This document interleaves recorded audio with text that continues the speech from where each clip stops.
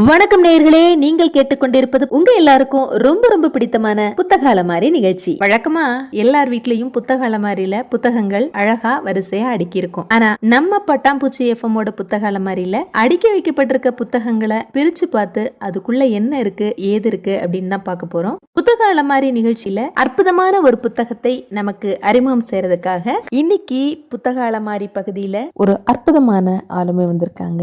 மறிக்குழுந்து, மத்தப்பு குச்சிகள், அசோகவனத்து பாஞ்சாலிகள் போன்ற நூல்களின் ஆசிரியர், பாரதி பைந்தமிழ் சுடர், கலைஞர் கவிச்சுடர், இலக்கிய ஆளுமை, நட்சத்திர கவிஞர், மகாகவி பாரதி, பாவரசு பாரதி சுகுமாரன், தமிழினியால், பூவையர் பாமணி, கவிமுகில், சித்திரை கவி, சிவனேய செல்வர், சிறுகதை சுடர் போன்ற பல்வேறு அமைப்புகள் வழங்கிய பல்வேறு விருதுகளுக்கு சொந்தக்காரர், எழுத்தாளர், பேச்சாளர், சிறந்த தொகுப்பாளர், தமிழ் நேசகர், புதுச்சேரியை சேர்ந்த கவிஞர் மாலதி ராமலிங்கம் அவர்கள் தான் வந்திருக்காங்க. நேயர்களே, நானும் உங்களை மாதிரியே ஆர்வத்தோட காத்துட்டு இருக்கேன் எந்த புத்தகத்தை பத்தி பேச போறாங்க அப்படின்னு. வாங்க நிகழ்ச்சிக்குள்ள போகலாம். பட்டாம்பூச்சி பண்பலை நேயர்களுக்கு வணக்கம். புத்தக அலமாரி நிகழ்வில் இன்று நான் உங்களிடம் ஒரு கவி கடித நூலை பற்றி என்னுடைய கருத்துக்களை பகிர உள்ளேன். கலை வடிவமும் கருத்து செறிவும் கவனம் ஈர்க்கும் நயமிகு சொல் ஆட்சியுமாக கட்டமைப்பு கொண்டது கவிதை என்பதாகும். அவ்வடிவ மொழி அழகு கவிதையுடன் கூடிய கடித இலக்கியமாக படைக்கப்பட்டதுதான் இந்த வாழ்க்கை தடும் எனும் நூல் வடிவமாகும். இதன் ஆசிரியர் புதுச்சேரி தேசிய நல்லாசிரியர் கலைமாமணி ப. முருகேசன் அவர்களின் எழுத்தாக்கத்தில் உருவானது. இன்றைய நவீன கால வளர்ச்சியின் காரணமாக காணாமல் போன பலவற்றில் கடிதமும் ஒன்றாகும். பழையன கழிதலும் புதியன புகுதலுமாக இன்றைய வாழ்வில் தொடர்புகள், செய்திகள், தரவுகள், தகவல்கள் என பல்வேறு பரிமாற்றங்கள் மின்னணு ஆற்றலின் வழியில் விரைவாகவும் விரிவாகவும் உலகப்பந்தையும் தாண்டி நிகழ்கின்றன. ஒரு காலத்தில் கடித இலக்கியம் என்பது ஒரு புரட்சியாக இருந்தது. மடல் எனப்படும் கடிதத்தை உள்ளத்து உணர்வுகளை பரிமாறப்படும் இடம், உறவுகளை பலப்படுத்தும் விதம் என்பதையெல்லாம் தாண்டி மனிதர்களின் வாழ்வியல், வரலாறு, பண்பாடு, கலாச்சாரம், படிப்பினை என்று பலவற்றையும் காட்சிப்படுத்தும் ஊடகம் போலவும் இலக்கியத்தில் இடம் பிடித்துள்ளது என்பதை மறுக்க இயலாது. அத்துணை உள்ளடக்கம் பெற்றவை பிற்காலத்தில் வரலாற்று சிறப்புமிக்க கடிதங்களாகி இன்றும் நிலைத்திருப்பதே அதற்கு சாட்சியாகும். அக்காலத்தில் கடித தொடக்கத்தில் முதலில் எழுதப்படும் விழிச்சொல்லே பெறுநரின் கண்களில் நீரை பெருக்கும். அன்புள்ள அம்மாவிற்கு, நெஞ்சில் நிறைந்த காதலிக்கு, அன்புள்ள அத்தான் என எத்தனையோ சொற்கள் உள்ளத்தை உணர்த்துவதாக தொடங்கும். வணக்கம், இங்கு நான் நலம், அங்கு நீங்கள் நலமா என தொடரும். எத்தனையோ செய்திகளை பகிர்ந்த பின்னும் இனி மற்றவை தங்களின் பதில் மடல் கண்டு என இன்னும் தொடர தூண்டும். இறுதியில் என்றும் அன்புடன், உன் நினைவில் உருகும் அன்பு வாழ்த்துக்களுடன் என்று தீரா அன்பை உணர்த்தும் பல்வித வார்த்தைகளுடன் பெயரிடப்பட்டு முடியும். இந்நூலாசிரியரும் அத்தகைய அன்பை முதலாக கொண்டு தன் அன்பு மகள் அல்லிக்காக இந்நூலை படைத்துள்ளார். புதுச்சேரியின் முக்கிய ஆளுமையான பன்முக ஆற்றல் உடைய இந்நூலாசிரியர் தேசிய நல்லாசிரியர் கலைமாமணி ப. முருகேசன் அவர்களின் தற்போதைய அகவை 75 ஆகும். இத்தனை ஆண்டு கால வாழ்வில் பிறப்பு முதல் சில நினைவுகள், சில தருணங்கள், காதல், திருமணம், சில திருப்பு முனைகள், சில அனுபவங்கள் என தெரிவு செய்த சிலவற்றை மட்டும் வாழ்க்கை தடமாக்கி இலக்கிய பரப்பிற்குள் கொண்டு வந்துள்ளார் நம் ஆசிரியர். இவர் எழுதிய மடல் உறவுகளில் தொடங்கி பிறந்து வளர்ந்த, வாழ்ந்த, வாழும் என இந்த புதுச்சேரி மண்ணின் சில இடங்கள், சில மனிதர்கள், சில சூழல்கள் என தன் மகளிடம் அவர் விவரிக்க விரும்பியவற்றை கூறியுள்ளது. இதுவரை பல்வேறு விதமாக 15 நூல்களை படைத்த இந்நூலாசிரியரின் இந்த கவி கடித நூலின் உள்ளடக்கம் பற்றி சற்று விரிவாக பார்ப்போம். அதற்கு முன் தோரண வாயிலாக அட்டையின் அழகை காண்போம். அட்டையின் முகப்பு படத்தில் வானில் எழுகதிர் திசை நோக்கி நடக்கும் ஒருவர், அவரின் பாத தடங்கள் என நம் நூலாசிரியரை குறிப்பதாக காட்சி, மேல்வானத்தில் நிலவு மகளாக ஆசிரியரின் மகள் அல்லியை காட்டும் காட்சி, ஒரே நேரத்தில் சூரியனும் சந்திரனுமாக. அடுத்து தன்னம்பிக்கை வளர்க்கும் இந்நூலிற்காக பதிப்புரையையே பாராட்டு உரையாக தந்துள்ளார்கள் சென்னை கவிதா பப்ளிகேஷன் திரு சேது சொக்கலிங்கம் அவர்கள். எண்ணுரையில் நூலாசிரியர் நம் வாழ்வின் நிதர்சனங்களை இப்படி சொல்கிறார். ஒருவரின் அனுபவம் மற்றவருக்கு எடுத்துக்காட்டு. இதை மறுக்க இயலுமா? பொதுவாக முரண்கள் நிறைந்தது வாழ்க்கை என்றாலும் எவரவர் வாழ்க்கை என்னென்ன ஆகும் என்பதெல்லாம் இயற்கையின் கையில்தான்.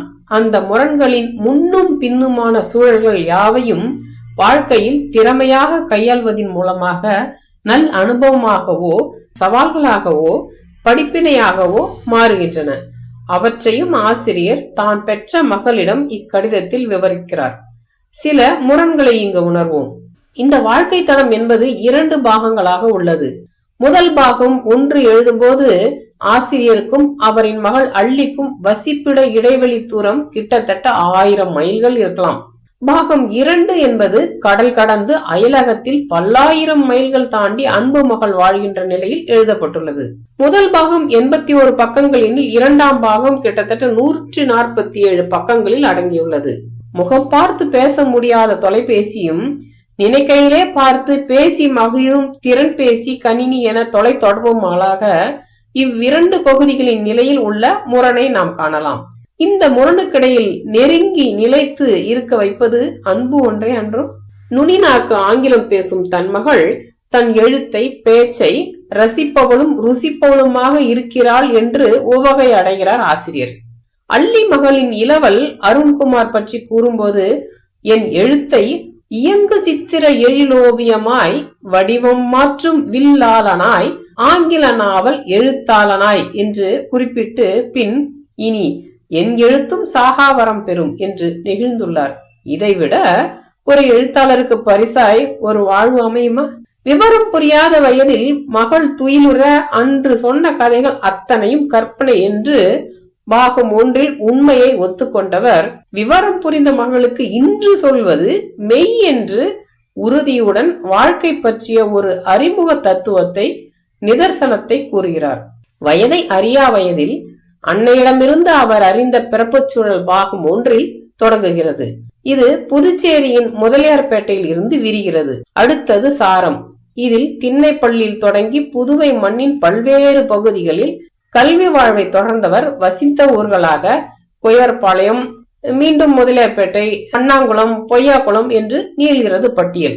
சிசுவாக இருந்தவருக்கு பெற்றோரின் சார்பாக முருகேசன் என்று தனக்கு பெயரிட்டவர் மருத்துவமனையில் இருந்த ஒரு கிறித்துவ செவிலிய பாதிரி என்பதை ஆசிரியர் குறிப்பிட்டு மகிழ்ந்துள்ளார். கணக்கு வாய்ப்பாட்டை சரியாக சொன்னதற்காக ஆல்பர்ட் ஆசிரியரிடமிருந்து பெற்ற மிட்டாய் பரிசை அபகரித்த சேகர் எனும் சக மாணவரை இன்றும் பார்க்கையில் வணக்கம் சொல்லி வழிய போகிறாராம். இன்று 1000 சாக்லேட் வாங்கும் வசதி இருப்பினும் ஆல்பர்ட் வாத்தியார் அளித்த பரிசு கிடைக்குமா? அதனை உணர்ந்ததாலோ என்னவோ திறமை உடைய மற்றவர்களை இவர் பாராட்டும் விதத்தில் குறை வைப்பது இல்லை. பரிசு குறித்து இது போன்ற நிகழ்வு வேறொன்று நடந்தது. அதனை வானத்துக்கு வேலி பெற்ற கம்பன் புகழ் பரிசு சொல்லும். நூலின் 2ஆம் பாகத்தில் ஆசிரியர் இதனை விளக்குகிறார். படியுங்கள் நேயர்களே. இந்நூலின் ஆசிரியரான தேசிய நல்லாசிரியர் கலைமாமணி ப. முருகேசன் அவர்கள் 15/7/1974 அன்று பணியில் இணைந்ததை பற்றிய கவிதை வரிகளில் பொறுப்பு உணரா பருவத்தில் கிட்டியது ஆசிரியர் பணி என்று கூறியவரின் வாழ்க்கை 30 ஆண்டுகளில் அடுத்தடுத்து மாநில, தேசிய நல்லாசிரியர், எழுத்தாளர், நாடக ஆசிரியர் என உருவேற்றியுள்ளது. இந்த முரணில் முன் நிற்பவை அர்ப்பணிப்பு உணர்வு, கால நேரம் பார்க்காது மாணவர்களிடம் ஒழுக்க நெறி சிந்தனையை வளர்த்தல், கற்பித்தல், அன்புடன் அரவணைப்பு, பள்ளிக்கும் மாணவர்களுக்கும் இடையில் பாலமாக இருத்தல், பொது தொண்டில் நாட்டம் என எல்லாமே குறிப்பிடத்தக்கவை. மேலும் அவரது ஆசிரியர் பணி அனுபவத்தில் அவருடைய மாணவர்களிடமும் அவர் பாடம் கற்றுள்ளார். அதையும் சேர்த்து பகிர்ந்துள்ளார். அப்பனுக்கு சுப்பன் சொன்னதை போல நடந்ததும் உள்ளது. ஒரு மாணவனின் தந்தை நம் நூலாசிரியருக்கு ஞானம் பிறக்க வைத்து போதி மரம் ஆகிய நிகழ்வும் நடந்துள்ளது. இது போன்ற விவரங்களும் இந்த நூலில் உள்ளன. 8ஆம் வகுப்பு வரை குடும்ப இருப்பு புரியாதவர்தான் வறுமை நெருப்பால் பழுக்க தீட்டப்பட்டதன் விளைவாக ஆசிரிய பணியில் சவராயிலு நாயகர் அரசு பள்ளி மாணவர்களுக்கு வயிற்றுப்பசி நீங்க தினமும் காலையில் ரொட்டி வழங்கினால் நன்று என ஆலோசனை வைக்க சூழல் உந்தியுள்ளது. இவர் ஆடை கலாச்சாரத்தை பற்றி கூறும்போது அக்காலத்தில் ஆசிரியர் என்பவர் தலைப்பாகை, சட்டை மேல் கோட்டு, வேட்டி என்று இருந்திருக்கிறார்கள். நம் நூலாசிரியர் பள்ளி ஆசிரியராய் இருந்த ஆரம்ப காலத்தில் கிராப்பு, கிருதாமீசை, பூ போட்ட சட்டை, பெல் பாட்டம் போட்ட பேண்ட், அகல பெல்ட் என்று 70களின் தமிழ் திரையரங்கம் தந்த நாகரீக உச்சத்தில் இருந்துள்ளார் என குறிப்பிட்டுள்ளார். மேலும் ஆசிரியரின் பள்ளி பருவத்தில் இருந்த தன் தோற்றத்தை இப்படி கூறுகிறார். எண்ணெய் தடவி அழுந்த சீவிய தலை, அழுக்கு துவைத்த சட்டை, நெற்றி நிறைய பட்டை என்று இருந்த நிலையில் முரணாக அவரின் பக்தி நிலை மாறியதை பற்றி பொய்யா குளத்தில் அவர் வசித்த போது விவரிக்கும் பகுதியில் சொல்கிறார். வாழ்வின் வழியில் இளம் பருவம் முதல் இப்போதைய அகவை வரை மகளிடம் சொல்கையிலே அவர் வெளிப்படுத்துவன யாவும் ஒரு ஆவண பதிவாகும். அவரின் வாழ்வில் தொடர்ந்த புதுச்சேரியின் பல்வேறு ஊர்களை, சூழலை, இயற்கை அழகை, அனுபவித்த மகிழ்வை, வாழ்வியல் முறையை அவர் ஆங்காங்கே எழுத்து வழியில் வாசிப்பவரை இட்டு சென்று காண்பிக்கிறார். உதாரணமாக முதலியார்பேட்டைக்கு அவருடன் போவோம். புதுச்சேரியில் ஒரு காலத்தில் 3 பஞ்சாலைகளுடைய இயந்திரங்களின் இயக்கத்தினால் எத்தனையோ குடும்பங்களின் உயிர் சக்கர அச்சிற்கு உயர்வு கிடைத்தது. அந்த இயந்திரங்களோடு உழைத்த உயிர் இயந்திரங்களாய் தொழிலாளர்கள் இருந்தனர். அவர்களால் அப்போது தூங்கா நகரமாக இருந்த ஒரு இடம் முதலியார்பேட்டை ஆகும். காலத்தின் கோலமாய் வரலாற்றில் வடுவாகிவிட்ட அந்த ஆலைகளின் பணி நேர அறிவிப்பு சங்கொலி எப்போது ஓய்ந்ததோ அப்போதே பெரும்பாலோரின் வாழ்வாதார பற்று வரவுக்கு இறுதி சங்கு ஒலித்து விட்டது எனலாம். அங்கு பணிபுரிந்து இன்றும் இருப்போரில் சக்கரமே இல்லா வண்டியாக தேங்கியும் பலர், பிழைத்து கொண்டும் பலர் உள்ளனர் எனலாம். அந்த கவிதை வரிகளை வாசிக்கிறேன். ஜவானா ஆலை, புது ஆலை, கெப்லே ஆலை, 3 ஆலைகளும் புதுச்சேரி மக்களின் வாழ்வாதாரம். காலம் மாறியது, சூழல் மாறியது. சுதேசி மில், ரோடியர் மில், பாரதி மில் ஆலைகள் 3ம் பெயர் மாற்றம் பெற்றன. மாதத்தில் 10ஆம் தேதி 3 பஞ்சாலைகளிலும் சம்பள பட்டுவாடா. முதலியார்பேட்டை திருவிழா கோலம் பூணும். ஆயிரக்கணக்கான குடும்பங்களின் பசி தீர்க்கும் திருநாள். இப்படி தொடங்கும் சூழல் அந்த கவிதையில் புதுச்சேரியின் பொருளாதாரம் என பேசப்பட்ட பஞ்சாலைகள் மூடு விழா கண்டுவிட்டன. ஆயிர குடும்பங்கள் வறுமையில் வாட்டம் என்று தொடர்கையிலும் கைப்பொருள் தன்னை வீதியில் வீசி எறிந்து வேடிக்கை பார்த்து விட்டோம் எனும் போதும் மனம் வெம்பும். அடுத்து இவரின் காதல், திருமணம், மனைவி குமுதம் அவர்கள், அவரின் அன்பு பிணைப்பு, இல்வாழ்வு, பணிச்சூழல், சுவாரஸ்யம், தேடுதல், தொடர் உழைப்பு மற்றும் சாதனைகள் என்று எத்தனையோ சுவாரஸ்யங்கள் இந்நூலில் உள்ளன. மேலும் சுனாமி, பெருந்தொற்று நோயான கொரோனாவினால் நேர்ந்த சூழலை பற்றியும் நூலாசிரியர் குறிப்பிட்டுள்ளார். கவிநயம் பற்றி கூறவும் பல உண்டு. ஆயினும் திகட்டாது இனிக்க துளிகளாய் கொஞ்சம் வரிகள் இதோ. சொல்லாத சொல்லுக்கு விலையேதும் இல்லை, சுவை கொண்ட சொல்லுக்கோ விஞ்சிய சுகமே மதிப்பு. சொற்சுவைக்கு மதிப்பு விஞ்சிய சுகமே என்பதில் மாற்று கருத்தில்லை. அதனை அவரின் படைப்பு உறுதிப்படுத்தும். தமிழை ஏத்தும் சொற்சுவைக்கு எடுத்துக்காட்டுகள் சில இங்கே. காதல் நம் நூலாசிரியரை துரத்திய நாட்களின் கவி வரிகள். கண்ணுக்கு கைக்குடை வைத்து நாயகனாய் நூலாசிரியர் ப. முருகேசன் அவர்களின் எதிர்பார்ப்பு. கை குடையில் பிடித்து தூரத்தில் அவள் வருகை, நாயகியாய் திருமதி குமுதம் அவர்களின் வருகை. இவ்வாறு காதல் பக்கங்களை கவிநய வடிவத்தில் காட்டுகிறார் ஆசிரியர். அடுத்து தமிழ் இலக்கணம் பற்றி ஒன்று. பொய்யாக்குளம் இரு பெயரொட்டு பண்பு தொகை. இதன் விவரங்களுடன் நம் ஆசிரியரின் 23ஆம் வயதில் இங்கு நடந்த ஒரு சம்பவத்தை பற்றி கூறுகிறார். அடுத்து அரிநமோத்து சிந்தம் என்றொரு சொல் இந்நூலில் உள்ளது. இது என்ன என்று யோசிக்க வைத்தது. நீங்களும் அந்த நூலை படிக்கும்போது யோசிப்பீர்கள் நேயர்களே. தமிழ்ச்சுவைக்கு இன்னொன்று. நானேற்றி விரைந்ததும் பின் விசை குறைந்து தயங்கியதையும் கூறும் காரணமும் என்ன? இதோ இந்த கவிதை வரிகள்.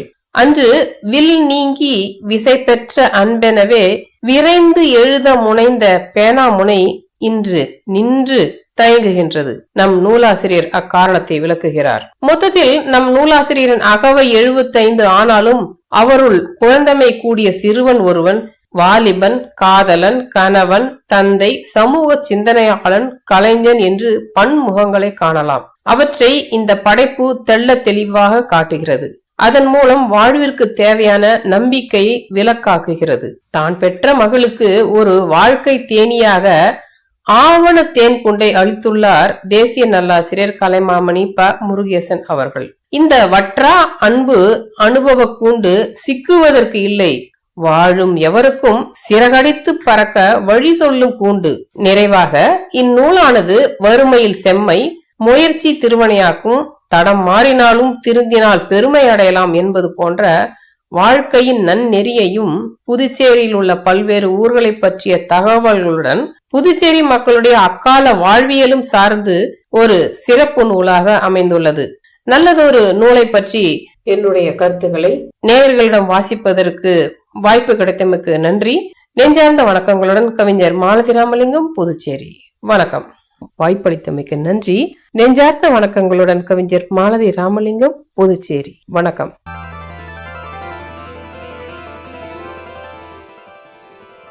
நேயர்களே, இதுவரை நீங்கள் கேட்டது புத்தக அலமாரி. வழங்கியவர் புதுச்சேரி கவிஞர் மாலதி ராமலிங்கம் அவர்கள். இது ஒரு பட்டாம்பூச்சி FM தயாரிப்பு. மீண்டும் அடுத்த வாரம் இதே நாள் இதே நேரம் சந்திப்போம். நன்றி.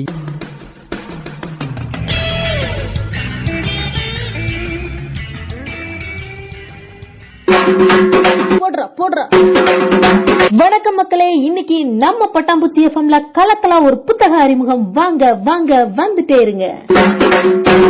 போடுறா என்னங்க போன் பண்ணா ரிங் போயிட்டே இருக்குது, எடுக்க மாட்டேறீங்க. எடுக்காம என்னதான் பண்ணிட்டு இருக்கீங்க? அவனே போன் பண்ணியாக்க பாக்கவே இல்ல சாமி. அது நம்ம கவிஞர் மஞ்சுளா பாரதி கணேசன் அவிய எழுதின கவிதை வனப்புக்கள்ங்கிற 150 ரூபாய்க்கு ஒரு கவிதை புக் வந்திருக்குதுன்னு அதை படிச்சிட்டு இருக்கிறேன். ஓ, கவிதையான பூக்கள்ங்களா? சூப்பருங்கண்ணா. இது எங்க வாங்குறதுங்க? நீயே போய் தேடி புடிச்சு வாங்குறதெல்லாம் ஒரு பக்கம் இருக்குட்டு. சரிங்க.